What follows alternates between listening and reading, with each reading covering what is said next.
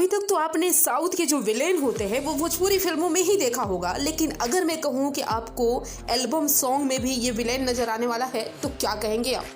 और ये कारनामा कोई और नहीं बल्कि अपने पावर स्टार ही करने वाले हैं, क्योंकि हर बार तो वही करते हैं कुछ नया और यूनिक।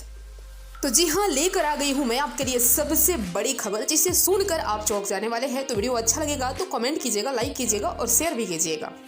आपको बताते हैं कि ग्लोबल म्यूजिक जंक्शन से जो गाना आने वाला है, जो कि एकदम ही कमाल का गाना होने वाला है और कुछ अलग टाइप का, यूनिक टाइप का सॉन्ग होने वाला है, जिसे कि क्वीन सालनी ने अपने इंटरव्यू में बताया ही था। उस गाने का टाइटल है काला ओढ़नी।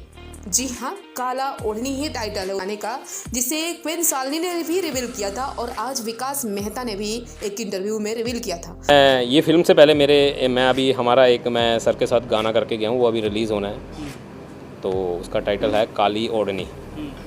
तो अगर आप विकास मेहता को नहीं जानते हैं तो आपको बता दूं कि विकास मेहता साउथ के फिल्मों के बड़े विलेन हैं और ये अभी फिलहाल काम कर रहे हैं पावर स्टार पवन सिंह के साथ मोहरा फिल्म में। और ये मोहरा फिल्म के लिए नहीं आए थे, पहले इनको बुलाया गया था ग्लोबल म्यूजिक जंक्शन से जो गाना शूट हुआ है काला ओढ़नी, उसके लिए। जी हाँ, उस गाने में इनका रोल था पहले विलेन के लिए। उसके बाद जब ये गाने का पैकअप करके जाने लगे तो इनको कहा गया था कि आपको मूवी के लिए भी कॉल आ सकता है, और फिर मोहरा मूवी के लिए इनके पास कॉल गया तो ये वापस आए।